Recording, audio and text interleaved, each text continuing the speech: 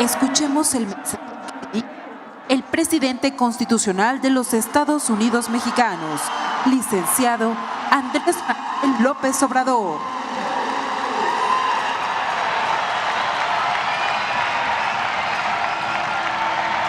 Amigas, amigos,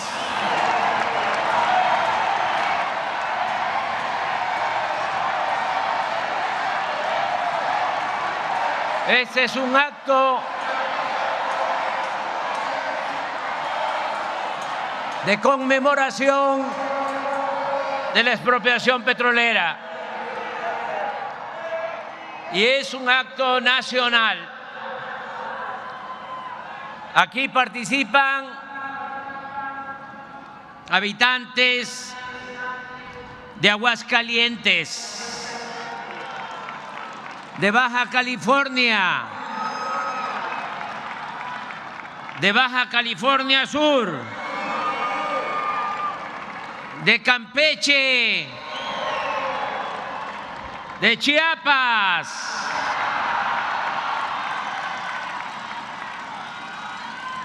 Chihuahua, Ciudad de México,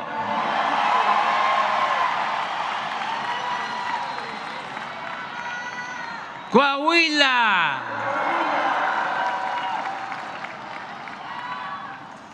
Colima, Durango, Estado de México,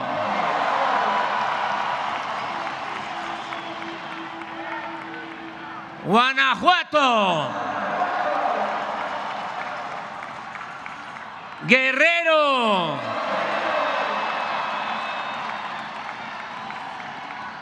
Hidalgo,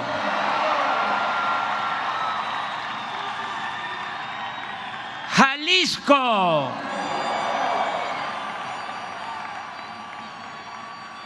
Michoacán,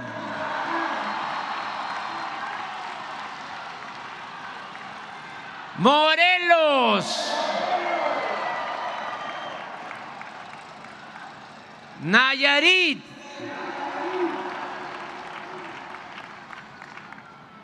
Nuevo León,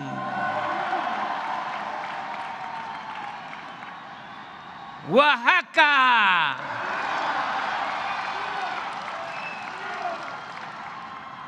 Puebla,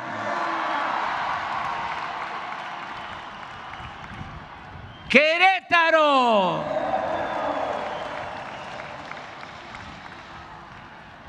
Quintana Roo, San Luis Potosí, Sinaloa, Sonora, Tabasco,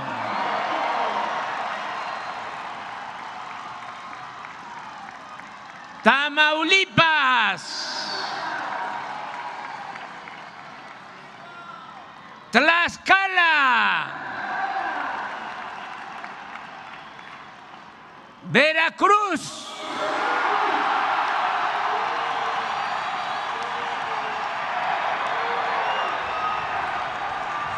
Yucatán,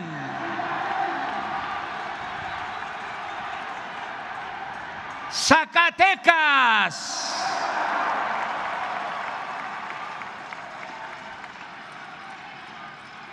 ¡Viva México! Amigas, amigos, a diferencia de Francisco I. Madero, quien para consumar su bello ideal democrático no pudo o no consideró indispensable reforzar sus vínculos con el pueblo, en especial con los campesinos zapatistas. El general Lázaro Cárdenas no dudó en apoyarse en los de abajo para hacer realidad su transformación. La estrategia del general puede resumirse en 3 importantes y consecutivas acciones.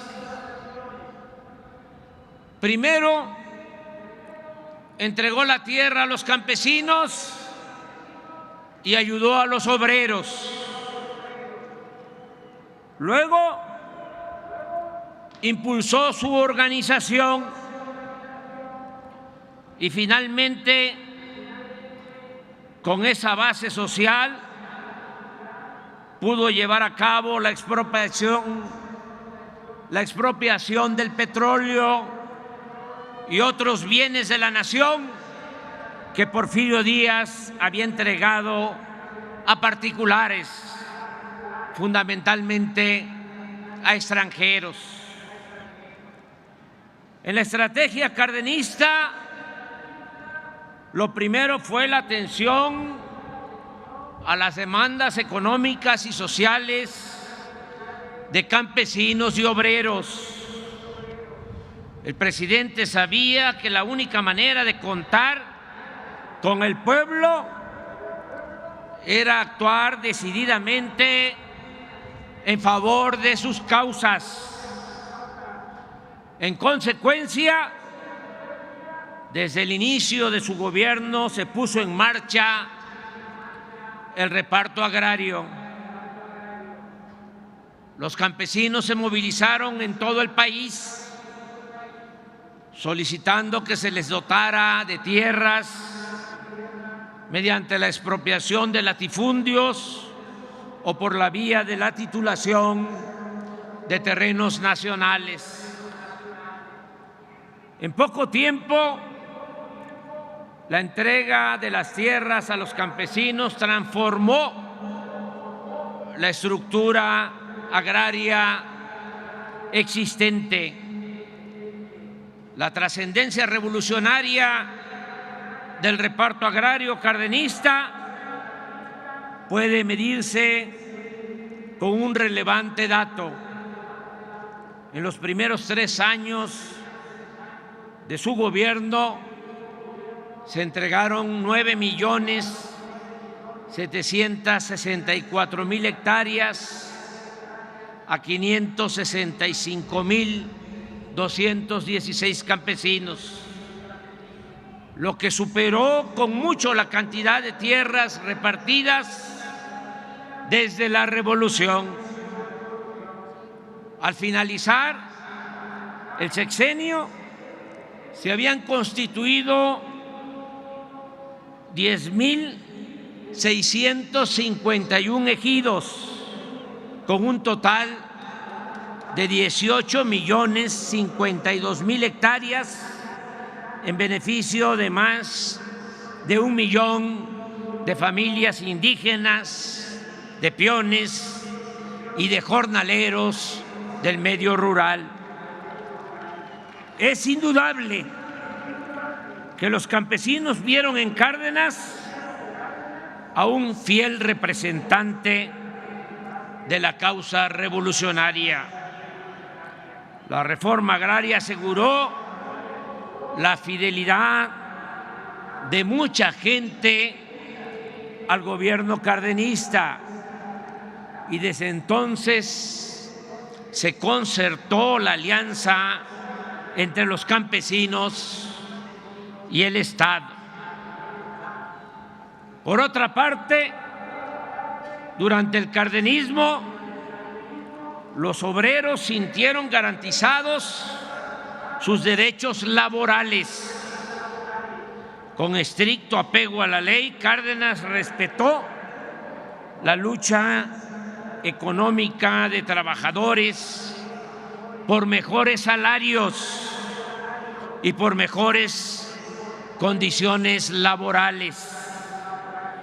Su acción en este terreno consistió en hacer realidad la letra del artículo 123 de la Constitución. Desde el inicio de su gobierno, el movimiento obrero comenzó a desplegar una intensa actividad orientada a conquistar sus reivindicaciones. Incluso se pudo ejercer con plena libertad el derecho de huelga.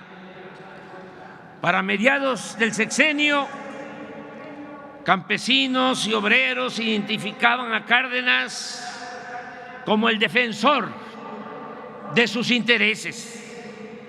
La primera parte de la estrategia cardenista había resultado favorable.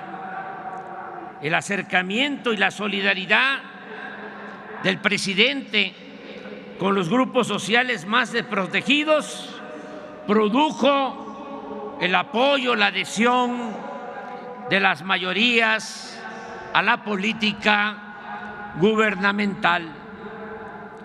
La organización política de obreros y campesinos, como segundo eslabón de la estrategia cardenista, se desarrolló también con intensidad y entusiasmo.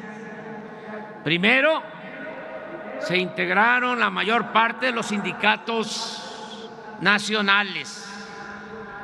La Confederación de Trabajadores de México, la CTM, se constituyó el 24 de febrero de 1936, aunque la Declaración de Principios de la organización establecía, cito textualmente, que el proletariado de México luchará fundamentalmente por la total abolición del régimen capitalista.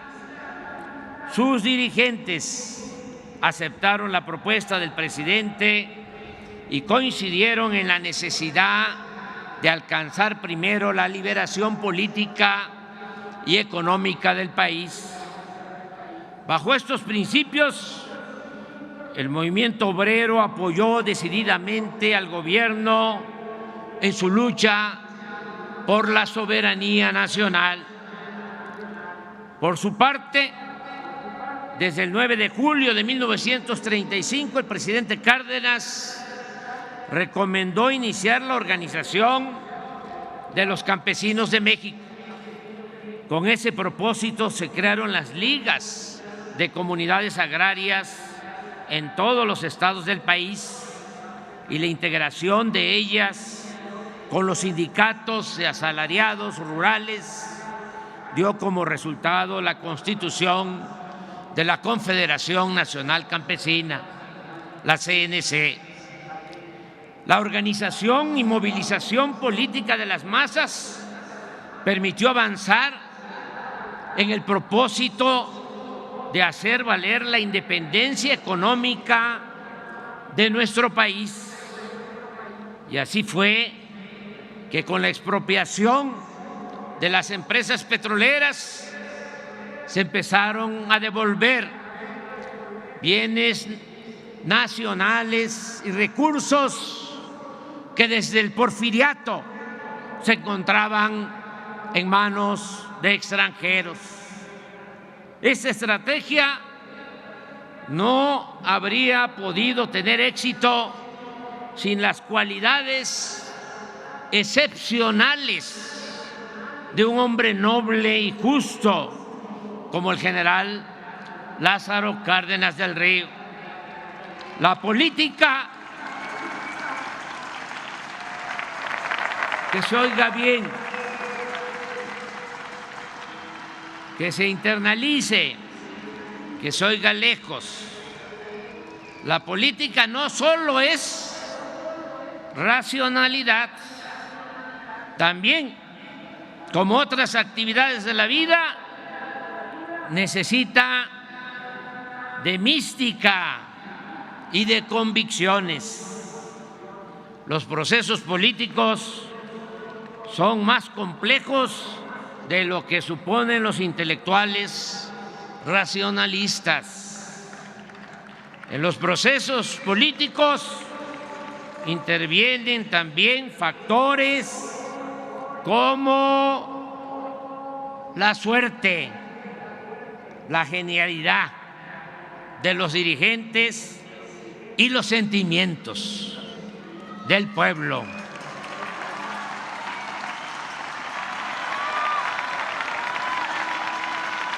El general Cárdenas, a diferencia de políticos arribistas o de la élite, profesaba un sincero y profundo amor al pueblo. Así como no hay nadie con la vocación democrática de Madero, tampoco ha existido en México un presidente tan cercano a los humildes como el general Cárdenas, ni tan convencido de la causa de la justicia social. Por ejemplo, ya siendo presidente, ya en el poder, en 1935, escribió en sus apuntes lo siguiente: acabar con las miserias que sufren las gentes está por encima de todos los intereses.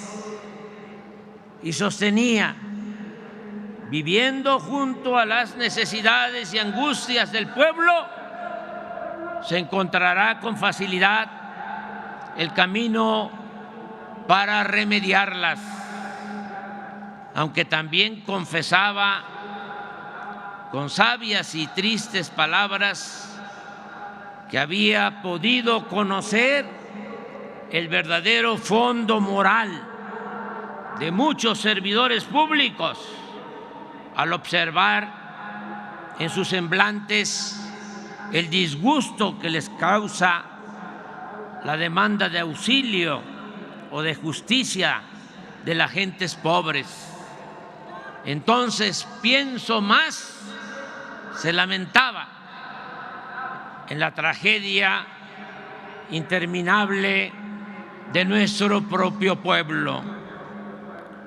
Para los jóvenes que quieren dedicarse al noble oficio de la política, lo principal es el amor al pueblo.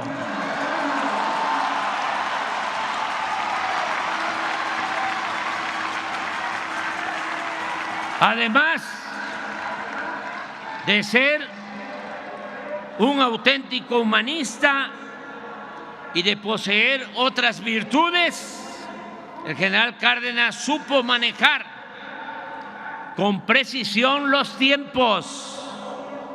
Política, entre otras cosas, es manejo de tiempos, asunto que suele resultar esencial y definitorio. Unos días antes de anunciar la expropiación petrolera, anotó en sus apuntes que sobre la carretera en las cercanías de Cuernavaca caminó y platicó durante más de una hora con su maestro, amigo, compañero y paisano, el general Francisco J. Mújica. Cito al general Cárdenas.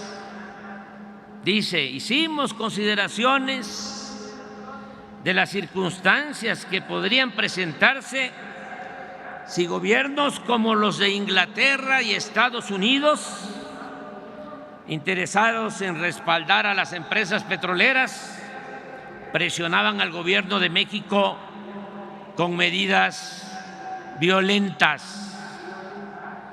Pero tomamos también en cuenta que se presenta ya la amenaza de una nueva guerra mundial con las provocaciones que desarrolla el imperialismo nazifascista, y que esto los detendría de agredir a México en el caso de decretar la expropiación.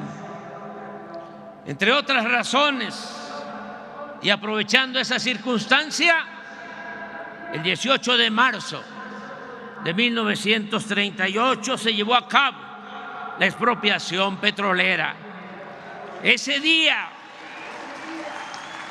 a las 8 de la noche, el general Cárdenas comunica a su gabinete sobre esta decisión histórica y 2 horas después da a conocer por radio a toda la nación el paso dado por el gobierno en defensa de su soberanía, reintegrando a su dominio la riqueza petrolera, que según lo escribe el mismo general, el capital imperialista ha venido aprovechando para mantener al país dentro de una situación humillante.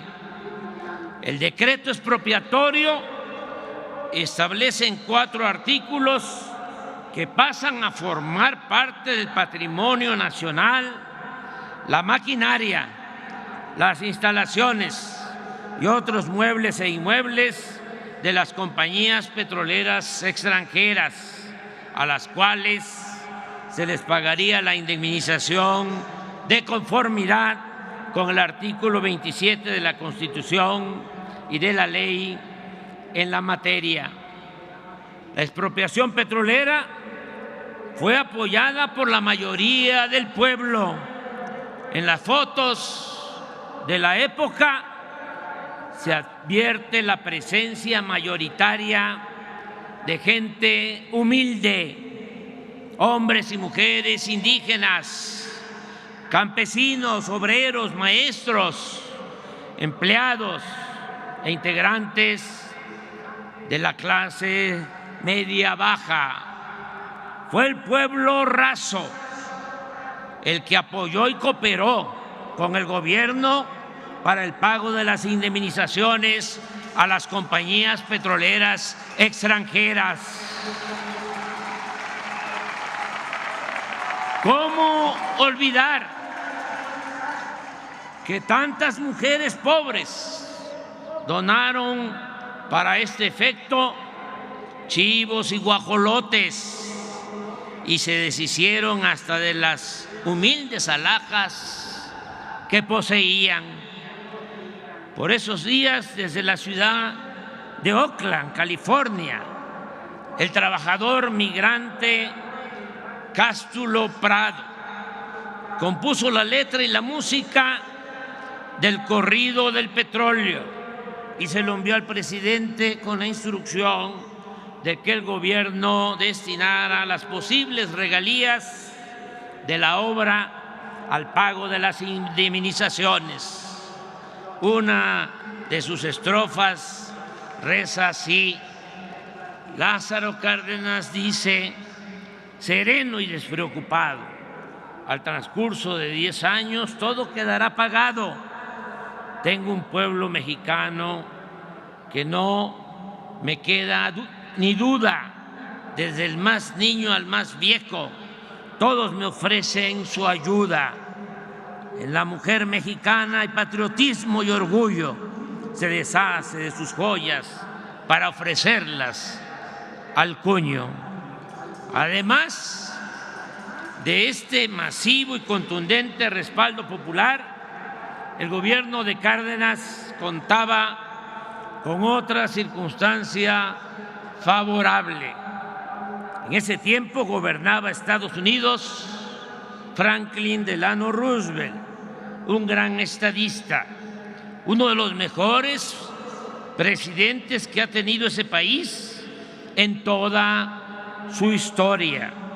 Recordemos que cuando llegó Roosevelt a la Casa Blanca el 4 de marzo de 1933, Estados Unidos padecía una de las peores crisis de su historia y que como presidente Roosevelt supo enfrentar esa crisis con éxito y muy pronto le devolvió la esperanza a su pueblo, lo cual lo convirtió en uno de los más grandes políticos del siglo XX.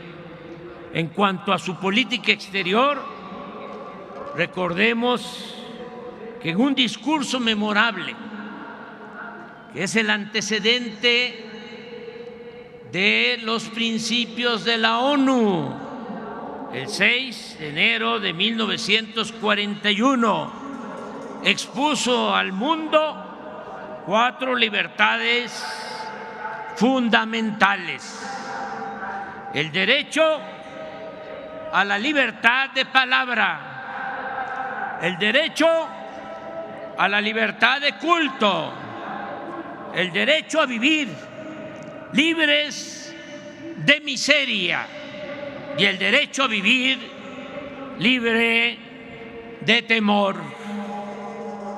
La presidencia de Roosevelt aplicó la política de buena vecindad con los países del continente americano.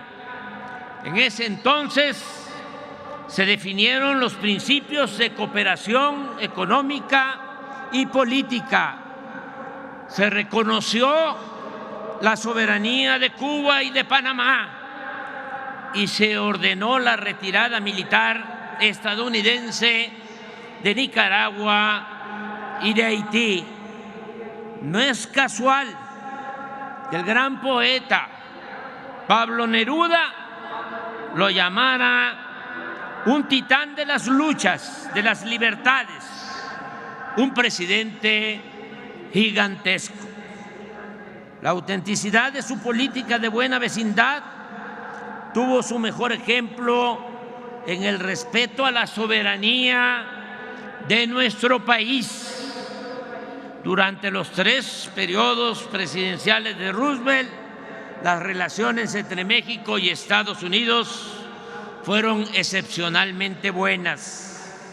En los días posteriores a la expropiación petrolera, en una carta, el general Cárdenas le reconoce: mi gobierno, escribió el general, considera que la actitud asumida por los Estados Unidos de Norteamérica en el caso de la expropiación de las compañías petroleras viene a afirmar una vez más la soberanía de los pueblos de este continente que con tanto empeño ha venido sosteniendo el estadista del país más poderoso de América, el excelentísimo señor presidente Roosevelt. Cástulo Prado, el poeta que ya citamos, poeta popular, también dejó testimonio de la rectitud, la altura y el respeto con que se comportó el presidente del país vecino. Los versos de Cástulo decían: los millonarios pedían que fuera la intervención. A los Estados Unidos fueron a poner su queja. No suena, no suena, no suena.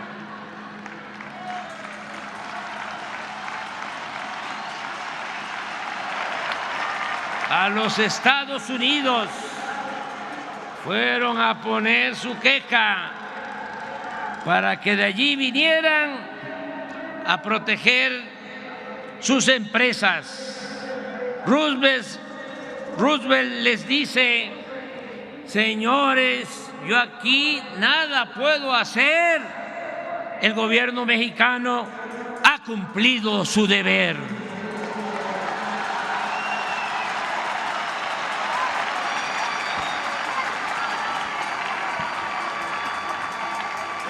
En los buenos resultados de esta política tuvo mucho que ver el embajador de Estados Unidos en México, Joseph Daniel, quien actuó con sabiduría y habilidad en los años más difíciles de las relaciones entre los dos países. Su postura acerca del conflicto petrolero se resume cuando sostiene que el presidente Cárdenas tenía razón al promover que la riqueza del subsuelo se convirtiera en parte de la economía mexicana y que la crisis petrolera se debía a la negativa sistemática de las empresas extranjeras a modificar su visión, pues consideran, señalaba Daniels, que los mexicanos nacieron para enriquecer a extranjeros y que Dios puso importantes recursos naturales en el subsuelo de México para aumentar las fortunas que se encuentran en los cofres de los explotadores y concesionarios. Pero las empresas no fueron tan conscientes ni respetuosas como los políticos estadounidenses. La nacionalización tuvo que abrirse paso enfrentando el boicot, las presiones y los actos de sabotaje promovidos y financiados por las compañías petroleras extranjeras. En nuestro país, la expropiación petrolera causó entre una minoría un profundo malestar, sobre todo entre los ricos de la época, en sectores de clase media y en la mayoría de los medios de comunicación. Es interesante, y esta es una lección, destacar que históricamente la derecha siempre se reagrupa cuando se pretende llevar a cabo un cambio democrático y se torna de plano intolerante y hasta violenta cuando se trata de reivindicaciones sociales a favor del pueblo y del dominio de la nación. Recordemos que el derrocamiento del presidente Madero, nuestro apóstol de la democracia, contó con la intervención del embajador de Estados Unidos, pero fue ese derrocamiento llevado a cabo por grupos internos de la derecha que previamente habían promovido una campaña de odio y desprestigio consistente en ridiculizar al mandatario, al presidente Madero, en los periódicos, hasta el punto de tratarlo como loco y espiritista. Lo mismo sucedió cuando la expropiación, que aunque no afectaba de manera directa a intereses privados nacionales, sirvió para aglutinar todo el descontento de los grupos conservadores contrarios a la política agraria, laboral y educativa del general Cárdenas. En este ambiente se funda el 17 de septiembre de 1939 el Partido Acción Nacional, que nace criticando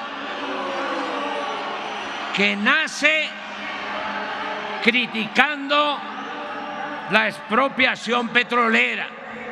Digo esto aquí en el Zócalo porque no estoy mintiendo, estoy hablando con la verdad.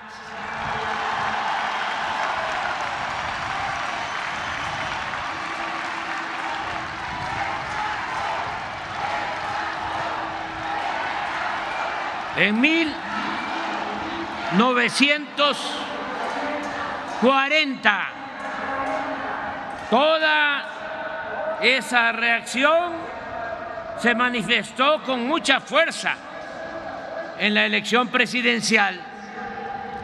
Era tal la oposición de derecha que el general Cárdenas tuvo que actuar con cautela y posiblemente eso influyó para que apoyara la candidatura de Manuel Ávila Camacho y no la del general Francisco J. Mújica, con quien tenía más afinidad ideológica y el cual representaba una mayor certeza de continuidad y profundizar la política social y nacionalista. Siempre se ha hablado de que el general no optó por Mújica ante el riesgo de una intervención extranjera. Sin embargo, como hemos visto, en ese entonces gobernaba Roosevelt, que había demostrado su respeto a la soberanía nacional y que estaba por estallar la Segunda Guerra Mundial, situación que contribuía a disipar la amenaza de una intervención estadounidense. Desde mi punto de vista, lo que más influyó a la hora de la decisión fue la circunstancia política interna, es decir, la beligerancia de los grupos de derecha. Recuérdese que aún optando por la candidatura de Manuel Ávila Camacho, que sostenía posturas moderadas, de todas maneras la elección presidencial fue complicada y violenta. El candidato opositor, Juan Andreu Almazán, contaba con el apoyo de importantes grupos de derecha y de un sector del ejército. Incluso el PAN, que no presentó candidato a la presidencia, lo apoyó abiertamente. Al final de la jornada se reportaron 30 muertos y 127 heridos. Sin embargo, poco después Almazán claudicó y sus partidarios, empresarios y políticos de derecha se entendieron y pactaron por concesiones y prebendas con el nuevo gobierno de Ávila Camacho.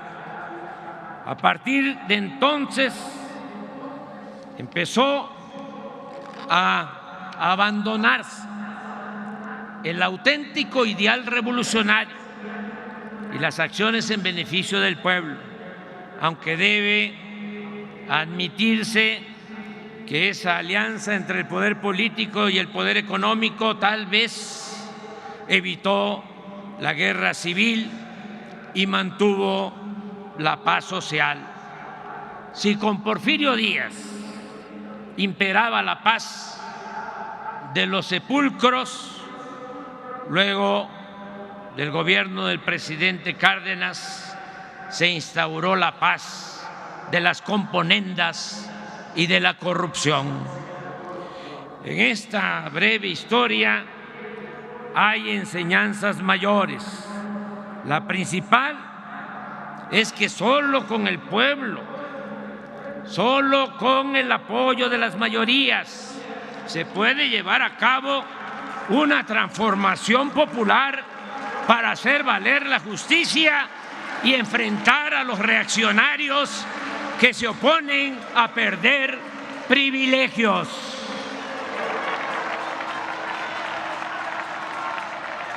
Por eso, hoy de nuevo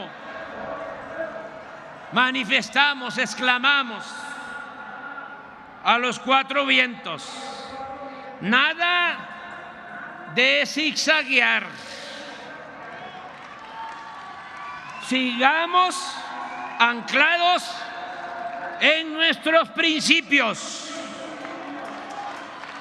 Reafirmemos la decisión y el rumbo que hemos tomado desde que inició el gobierno. No a las medias tintas. No aceptaremos nunca que en México se imponga una minoría a costa de la humillación y el empobrecimiento de las mayorías.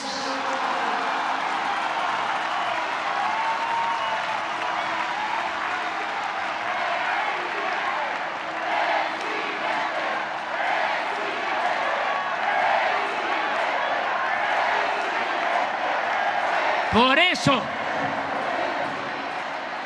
en nuestro mandato se combate la corrupción. Existe un gobierno austero, sin lujos, y todo lo ahorrado se destina a financiar los programas de bienestar como la pensión a los adultos mayores, el apoyo a las personas con discapacidad, a madres solteras, a campesinos y pescadores, becas a estudiantes de familias pobres, internet para todos, programas de mejoramiento y construcción de vivienda, créditos a la palabra, fertilizantes y precios de garantía para los pequeños productores del país, el Banco del Bienestar, el impulso a la educación y a la salud pública, universal y gratuita. Este año, más de 25 millones de personas recibirán apoyos directos que suman 600,000 millones de pesos. En otras palabras, de 35 millones de hogares que hay en el país, ya en el 71% llega al menos uno de los programas para el bienestar.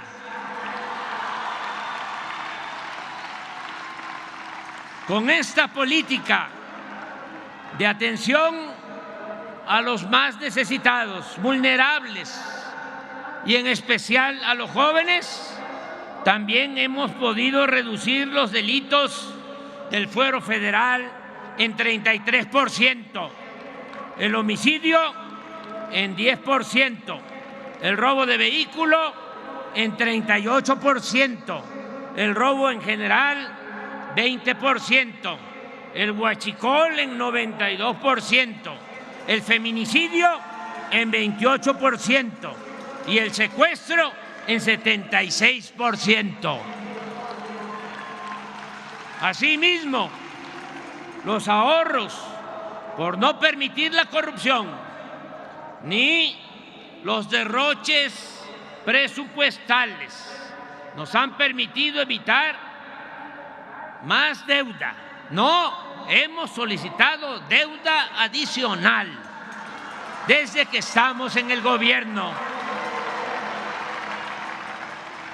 Y al mismo tiempo, sin aumentar en términos reales la deuda pública, no han aumentado, no se han incrementado los impuestos.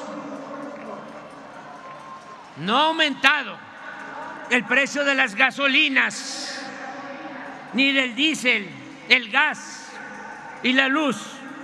Inclusive ha habido una disminución en el precio de estos energéticos. También se ha incrementado, como no sucedía en muchos años, la inversión pública. Este año se van a ejercer más de 1 billón de pesos en obras. Es decir, vamos a seguir construyendo carreteras, puentes, trenes, aeropuertos, hospitales, universidades, mercados, unidades deportivas, malecones, parques naturales, recreativos y ecológicos. Y estamos llevando a cabo algo muy importante, una amplia labor de recuperación y de restauración de sitios históricos y arqueológicos de nuestras antiguas y espléndidas culturas y civilizaciones. La hacienda pública es fuerte. La economía nacional está creciendo, en auge. El año pasado, la economía en México creció incluso más que la economía en China y en Estados Unidos. Hay un número sin precedente de 21.747.000 trabajadores inscritos en el Seguro Social. Nunca se había llegado a esta cifra de 21.747.000 trabajadores en la economía formal. También no se había logrado nunca un salario promedio de 525 pesos diarios para estos trabajadores de la economía formal.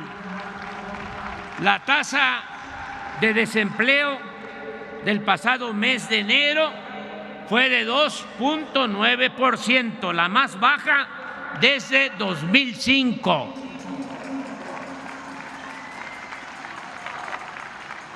Estamos haciendo obras.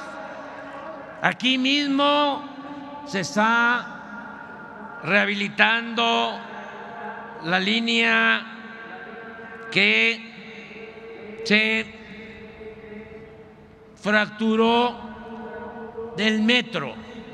Se están, desde luego, construyendo los trenes Toluca, Ciudad de México, el Tren Maya, el Transísmico y muchas obras, muchas. ¿Qué está pasando? De que logramos, después de muchos años, que en Estados Unidos ofrecieran visas temporales de trabajo. Ya Canadá lo hacía y Estados Unidos no aceptaba. Ahora, con el cambio, el presidente Biden se logró, pero se están llevando a obreros calificados, a fierreros, se están llevando a soldadores que nos hacen falta aquí para las obras. Ya vamos a hacer una pequeña modificación porque primero es México y luego el extranjero. Pero esto demuestra cómo está la demanda de empleos en el país. En el tiempo que llevamos en el gobierno, el salario mínimo ha aumentado en 90% en términos reales y en la frontera más del doble. ¿Se acuerdan lo que decían los tecnócratas mentirosos? De que si aumentaba el salario iba a haber inflación. Puro cuento. Eso no es cierto. Claro que tenemos que ir mejorando el salario de manera responsable para fortalecer, como lo estamos haciendo, el mercado interno y así lograr el bienestar para nuestro pueblo.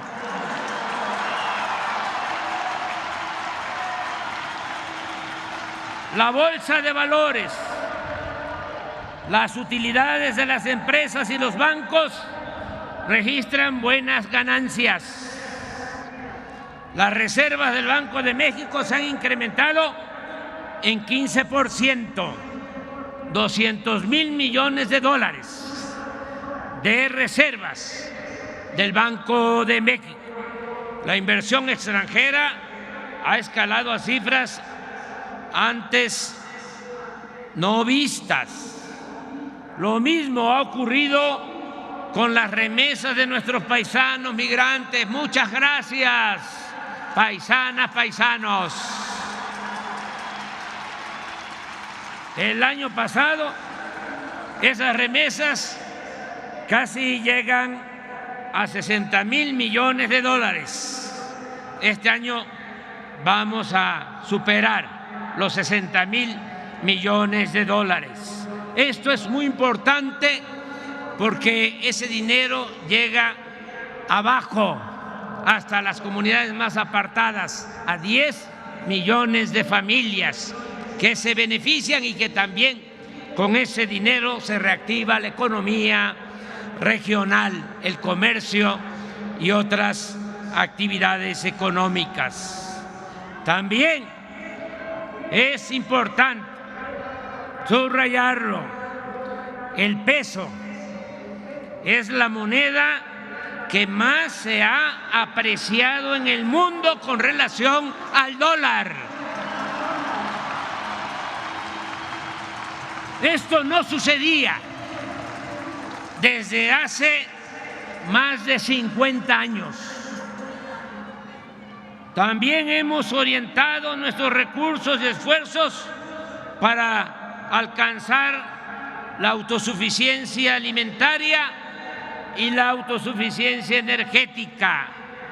En esto último, como aquí informó la secretaria de Energía y el director de Pemex, podemos asegurar que se está garantizando la soberanía petrolera. El año próximo no vamos a comprar gasolina ni diésel ni otros petrolíferos en el extranjero. Vamos a procesar toda nuestra materia prima.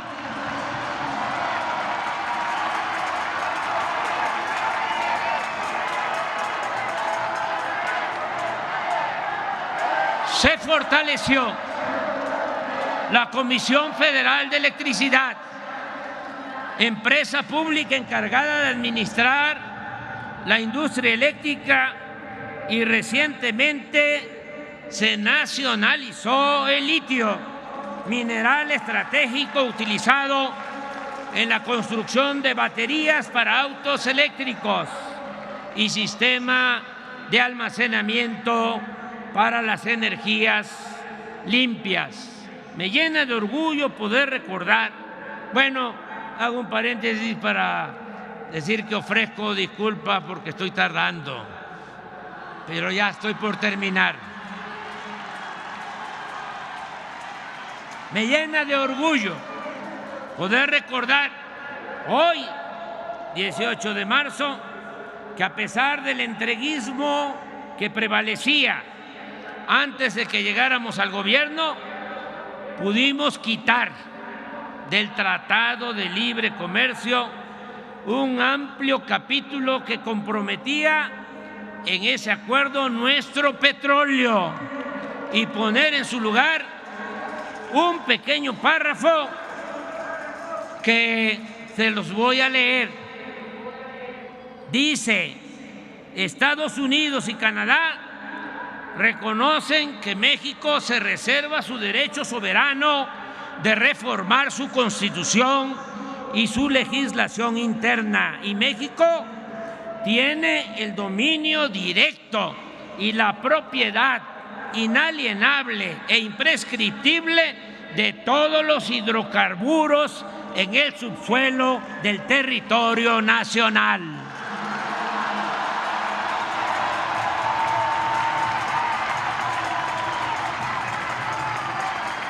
Amigas y amigos,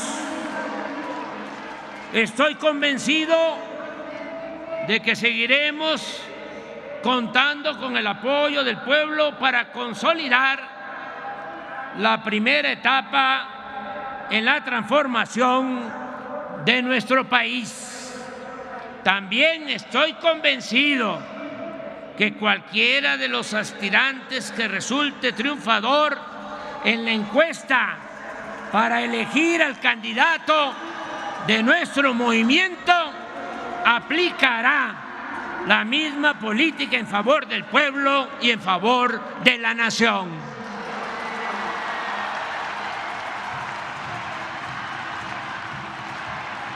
está asegurada la continuidad con cambio. No hay nada que temer. Eso sí, tenemos que mantenernos unidos, mirando siempre hacia el porvenir y la felicidad de nuestros semejantes, trabajando desde abajo y con la gente, y sin descuidar la estrategia que llamamos acertadamente la revolución de las conciencias, para continuar avanzando en el cambio de mentalidad, para seguir politizando a nuestro pueblo, y de esa manera, con un pueblo cada vez más consciente, y en eso hemos avanzado mucho. México es de los países con menos analfabetismo político en el mundo.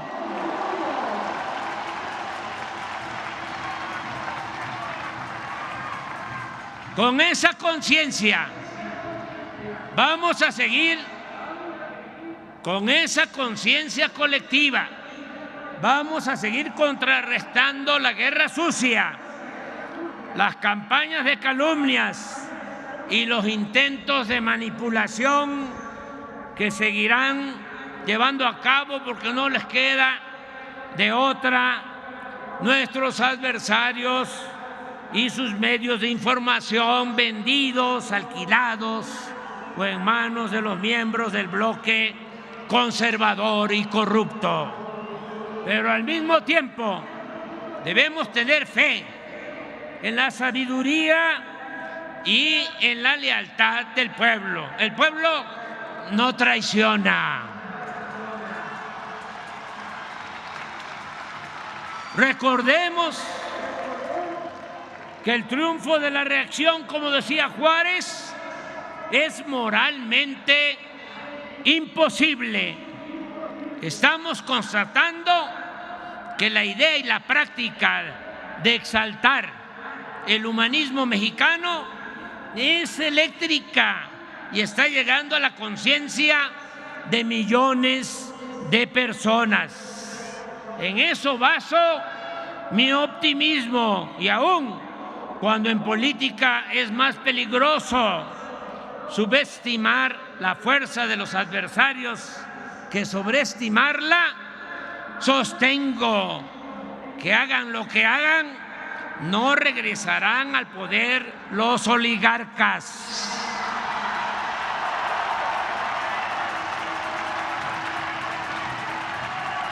Continuará prevaleciendo en nuestro querido México una auténtica y verdadera democracia. Amigas, amigos, no puedo dejar de mencionar que en los últimos días algunos legisladores de Estados Unidos, acostumbrados a ver la paja en el ojo ajeno y no la viga en el propio, en plan propagandístico, diríamos aquí en lenguaje coloquial, con grilla y con fines electoreros, politiqueros, sostuvieron que si no deteníamos el tráfico de fentanilo hacia la frontera norte, ellos iban a proponer al Congreso de su país que ocuparan soldados norteamericanos en nuestro territorio para enfrentar a la delincuencia organizada. Primero, quiero dejar de manifiesto que ya no es el tiempo de Calderón ni de García Luna.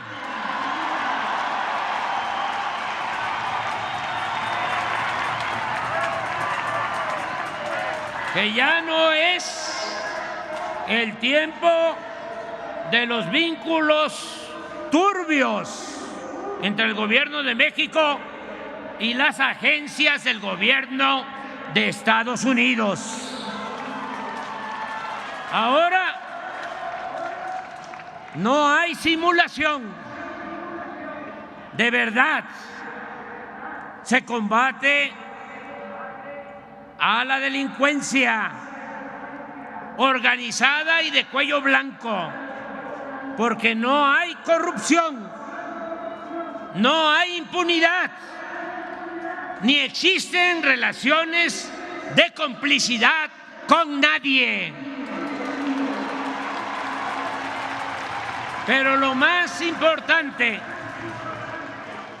es que desde aquí, desde este Zócalo, corazón político y cultural de México, le recordamos a esos políticos hipócritas e irresponsables que México es un país independiente y libre, no una colonia ni un protectorado de Estados Unidos.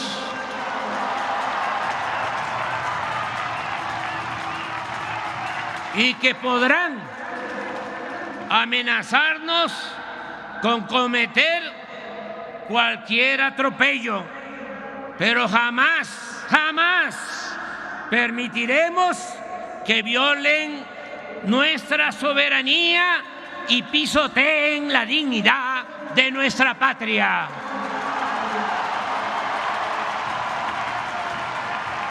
Cooperación, sí. Sometimiento, no. Intervencionismo, no. Oligarquía, corrupción, clasismo, racismo, libertad, democracia, honestidad, justicia social, igualdad, soberanía. ¡Viva la expropiación petrolera! ¡Vivan los trabajadores y técnicos de antes y de ahora de la industria petrolera nacional! ¡Viva el general Lázaro Cárdenas del Río! ¡Viva México! ¡Viva México! ¡Viva México!